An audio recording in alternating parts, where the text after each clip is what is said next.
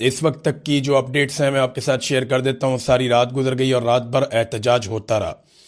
اس وقت اسلام آباد میں ریڈ زون میں 3 جگہوں پہ احتجاج ہو رہا ہے، جس کی وجہ سے بے چینی ہے. دیکھیں، ریڈ زون میں احتجاج ہوتا ہے تو اس کا امپیکٹ آتا ہے، ایسا نہیں ہے کہ نہیں آتا، لیکن جس نوعیت کا احتجاج ہونا چاہیے تھا اس نوعیت کا احتجاج نہیں ہو پایا. پولیس والوں نے جو ہے وہ پاکستان تحریک انصاف کو یا اپوزیشن کو اس طریقے سے احتجاج کرنے نہیں دیا، انہیں اکٹھا بھی نہیں ہونے دیا. اب یہ چاہتے تھے کہ دھرنا دیں جس میں بڑی تعداد میں لوگ اکٹھے ہوں، لیکن ممکن ہو نہیں پایا. خیبر پختونخوا ہاؤس ہے، وہاں پہ جو لوگ موجود تھے انہیں وہیں روک لیا گیا، پولیس نے وہاں گھیر لیا. وزیر اعلیٰ کو بھی وہاں سے نہیں نکلنے دیا گیا، وہ لوگ وہیں دھرنا دے کر بیٹھ گئے. پھر اسی طرح جو پارلیمنٹ لاجز کے اندر لوگ تھے وہ اندر دھرنا دے کر بیٹھ گئے، وہاں پہ انہوں نے دروازے پہ اس طرف انہوں نے دھرنا دے دیا، اور جو پارلیمنٹ ہاؤس کے اندر لوگ موجود تھے انہوں نے وہاں دھرنا دے دیا. تو یہ 3 جگہوں کے اوپر اسلام آباد میں ایکٹیویٹی رپورٹ ہوئی ہے. تو اس کی وجہ سے کچھ بے چینی تو پیدا ہوتی ہے، لیکن کوئی اتنا بڑا ناٹ اے بگ ڈیل، یعنی وہ آپ کہیں کہ بہت بڑا کوئی کام ہو گیا تو وہ ابھی تک نہیں ہوا یہاں اسلام آباد میں. لیکن یہ ہے کہ احتجاج اس وقت چل رہا ہے. اکا دکا گرفتاریاں بھی رپورٹ ہوئی ہیں، لیکن کوئی کنفرمیشن اس حوالے سے ابھی تک کوئی بڑی کنفرمیشن نہیں آ رہی. جو بڑا ایک احتجاج ہو رہا ہے وہ ثوابی انٹرچینج پہ ہو رہا ہے، اور یہ مراد سعید کی کال تھی. مراد سعید نے کہا تھا، اور یہ صوبائی حکومت کو مراد سعید نے کہا تھا کہ وہاں اکٹھے ہو جائیں اور ثوابی انٹرچینج کے اوپر احتجاج کریں. وہاں پہ لاکھوں لوگوں کو اکٹھا کرنا چاہیے تھا، اور وہاں سے پھر کال دیں کہ جناب ہم آ رہے ہیں، عمران خان کے ساتھ ظلم اور زیادتی بند کی جائے. ایک قوم عمران خان کو اپنا لیڈر سمجھتی ہے، اور عمران خان کے لیے لوگ کسی بھی لیول تک جاتے ہیں. لہٰذا جب اتنا سیریس ایشو ہے تو اتنا سیریس رد عمل آنا چاہیے تھا، بہت سارے لوگوں کا یہ کہنا ہے. اب اس وقت جب میں آپ سے بات کر رہا ہوں تو اب تک احتجاج کی صورتحال کیا ہے اور آج کے دن میں کیا ہونے جا رہا ہے. یہ جو آج کا دن ہے یہ بڑا امپورٹنٹ ہوگا، یہ فیصلہ کن دنوں میں سے ایک دن ہوگا آج. اس میں ثوابی انٹرچینج مکمل طور پہ بند ہے، چند ہزار لوگ وہاں پہ موجود ہیں، اور جو رپورٹ کر رہا ہے سوشل میڈیا، کیونکہ پاکستان کا میڈیا تو اس کو رپورٹ ہی نہیں کر رہا، سوشل میڈیا کے بقول ثوابی انٹرچینج پہ لوگوں کی تعداد بڑھتی جائے گی اور مختلف علاقوں سے لوگ ثوابی انٹرچینج کی طرف آ رہے ہیں. خیبر پختونخوا کی پہلے بات کر لیتے ہیں. وہاں پہ مزید علاقوں میں بھی بندش ہو رہی ہے. چک درہ ہے، وہاں پہ ایک جو موٹر وے کا انٹرچینج ہے، وہاں پہ لوگ آ کر بیٹھ گئے، انہوں نے وہ بند کر دیا. حویلیاں کا علاقہ ہے ادھر ایبٹ آباد والی سائڈ پہ، وہاں پہ لوگوں نے بندش کی ہے، اور آج کے دن میں ایک بڑا احتجاج وہاں پہ متوقع ہے کہ لوگ وہاں پہ مین شاہراہ بند کر دیں گے. ڈی اے خان کے اندر جو ہے وہ بڑا احتجاج ہوا، لاٹھی چارج بھی ہوا. اکا دکا جگہ پہ خیبر پختونخوا میں پولیس والوں نے پاکستان تحریک انصاف کے کارکنوں کو مارا بھی، اور انہوں نے سڑکیں بند کرنے سے منع کیا. اب یہ جو ڈیرہ اسماعیل خان ہے، یہاں پہ سی پیک روڈ بند کرنے کا پاکستان تحریک انصاف کے کارکنوں نے کہا کہ ہم یہ بھی بند کر دیں گے آج، اور آج یہاں پہ احتجاج کیا جائے گا. یعنی چاہے جی ٹی روڈ ہے، چاہے موٹر وے ہے، چاہے دیگر بڑی شاہراہیں، انہیں خیبر پختونخوا کے جو عوام ہے وہ بند کرنے کا ارادہ رکھتے ہیں، اور اب وہ اسے بند کرنے کی طرف جا رہے ہیں. ایک تو یہ خیبر پختونخوا کی سچویشن ہے. پنجاب میں اکا دکا واقعات ابھی تک بندش کے سامنے آئے. ان میں بھکر روڈ کے اوپر جو سب سے امپورٹنٹ واقعہ ہے وہ ہے، وہاں بندش کی گئی. مال روڈ کے اوپر وکلا نے احتجاج کیا، لیکن پھر ان کا احتجاج چند گھنٹوں کے بعد ختم ہو گیا. اور آج پنجاب میں ایک بڑی کال دی گئی ہے، اور یہ کہا گیا ہے کہ مال روڈ سمیت جو امپورٹنٹ جگہیں ہیں ان کی بندش کی جائے گی. نہ صرف لاہور میں بلکہ پورے پنجاب کے اندر احتجاج ہوں گے. اب دیکھنا یہ ہے کہ پنجاب کے شہری کس قسم کا رسپونڈ کرتے ہیں. آج کا دن بہت امپورٹنٹ ہے. میں پنجاب اس لیے کہہ رہا ہوں کہ پنجاب میں یہ کیپیسٹی ہے. میں جانتا ہوں، میں پنجاب میں رہتا ہوں، پنجابیوں کو بہت اچھی طرح جانتا ہوں. عمران خان صاحب کا سب سے تگڑا اور بڑا گڑھ جو ہے وہ پنجاب ہے، اسی لیے پنجاب کو سب سے زیادہ مارا گیا ہے. پنجاب میں چادر اور چار دیواری کا تقدس سب سے زیادہ پامال کیا گیا ہے. مڈل کلاس کو سب سے زیادہ نقصان پنجاب میں پہنچایا گیا ہے. سب سے زیادہ گرفتاریاں پاکستان کی ملٹری اسٹیبلشمنٹ نے اور جبری طور پہ گمشدگیاں پنجاب کے اندر کی ہیں. ظلم اور بربریت کے سب سے زیادہ معاملات پنجاب کے اندر ہوئے ہیں.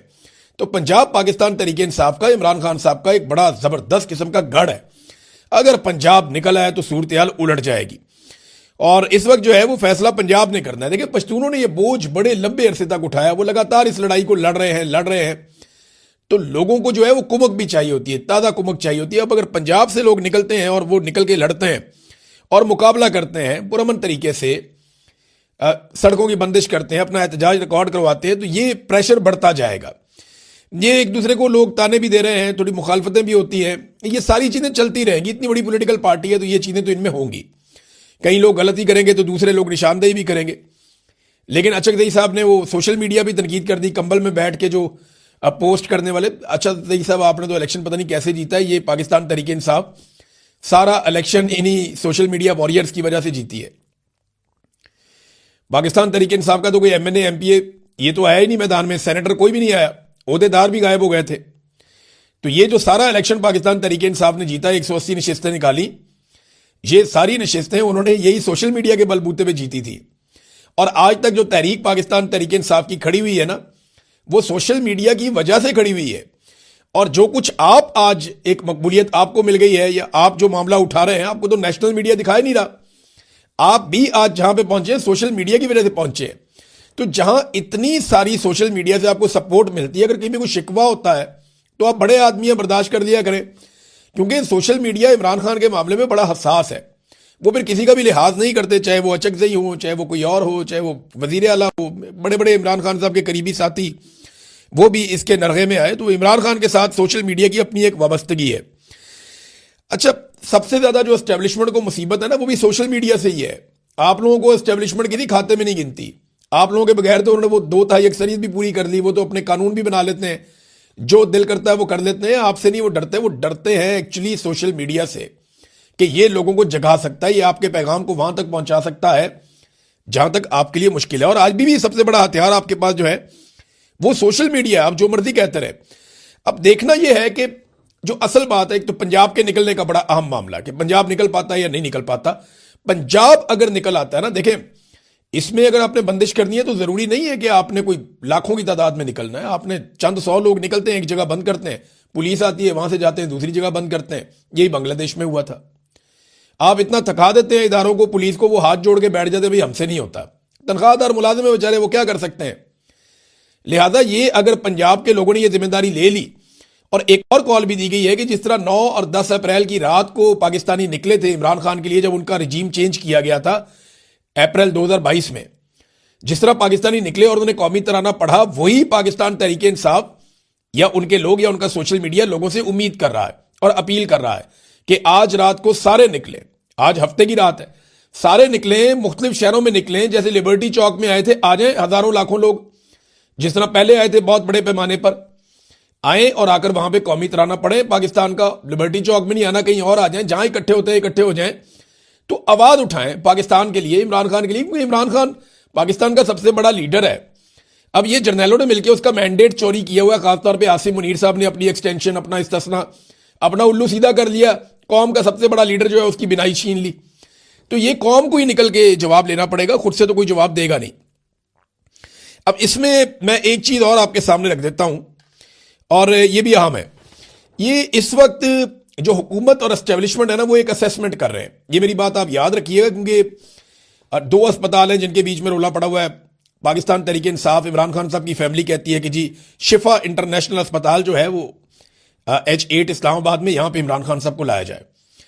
جبکہ وہ اسٹیبلشمنٹ اور حکومت کی طرف سے کوئی اشارے آ رہے ہیں کہ الشفا آئی ہسپتال ہے, یہاں پہ لانے کا ارادہ ہے. اب یہ جو الشفا آئی ہسپتال ہے نا, یہ راول پنڈی میں ہے. یہ میجر جنرل رحمت خان جو ہے ریٹائر, یہ جناب اس کے پریزیڈنٹ ہیں. تو اب آپ سمجھ ہیں نا, جہاں پہ ریٹائر جرنیل وہاں پہ پریزیڈنٹ ہے, تو ان کو تو وہی سوٹ کرتا ہے نا, وہاں پہ عمران خان صاحب کو پہنچا دیں. بہرحال یہ ڈیپینڈ کس بات پہ کرتا ہے کہ حکومت اسیسمنٹ کر رہی ہے. اگلے 24 گھنٹے 48 گھنٹے حکومت اسیسمنٹ کرے گی. رات کو خبریں آتی رہی کہ جناب کنٹینر آنا شروع ہو گئے ہیں, سیکیورٹی آنا شروع ہو گئی ہے. کچھ دوستوں نے یہ بھی بتایا کہ اسپتال کے سٹاف سے موبائل فون بھی لیے گئے, جناب موبائل فون ہمیں دے دیں, جمع کروا دیں. اس طرح کی خبریں بھی آتی رہی. بہت سارے لوگ کہتے رہے کہ عمران خان صاحب کو شفٹ کیا جا سکتا ہے, لیکن نہیں, وہ ہوا نہیں. یہ حکومت اور اسٹیبلشمنٹ ابھی تک اس بات کی اسیسمنٹ کر رہی ہے کہ پاکستان تحریک انصاف یا پاکستانی عوام یہ کتنا دباؤ بڑھا سکتے ہیں. اگر تو بات اسٹیبلشمنٹ کے ہاتھ سے باہر جائے گی تو اسٹیبلشمنٹ ہر وہ بات ماننے کے لیے راضی ہو جائے گی جو پاکستان کی عوام یا عمران خان صاحب یا ان کی فیملی کہے گی.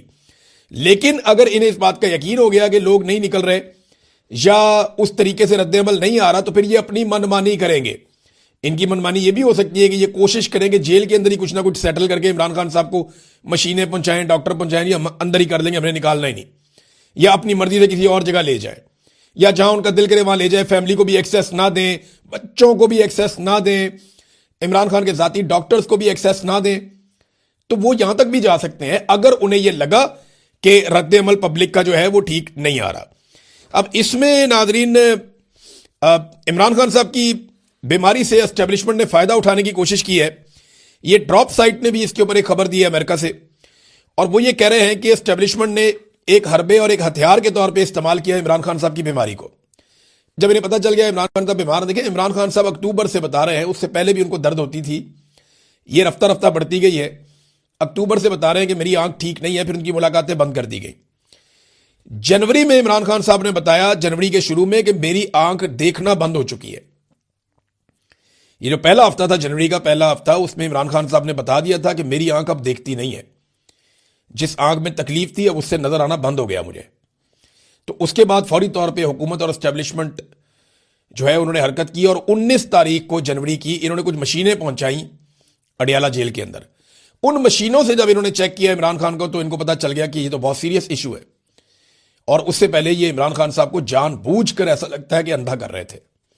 کیونکہ دیکھیں عمران خان فٹ آدمی ہے، وہ اپنی خوراک میں، اپنی ورزش میں، اپنی روٹین میں، اپنے آرام میں، وہ ان چیزوں کا خیال رکھنے والے آدمی، شروع سے ڈسپلن میں وہ رہتے ہیں، اور ان کے ٹیسٹ ہوتے رہتے ہیں۔ ان کے ڈاکٹرز نے کبھی یہ نہیں بتایا کہ ان کا بلڈ پریشر ہائی ہو گیا ہے یا ان کے بلڈ کے سیمپلز ٹھیک نہیں ہیں۔ یہ بلڈ کے اندر جو کلاٹ بنتا ہے یہ نارمل آدمی کے نہیں بنتا، صحت مند آدمی کے نہیں بنتا۔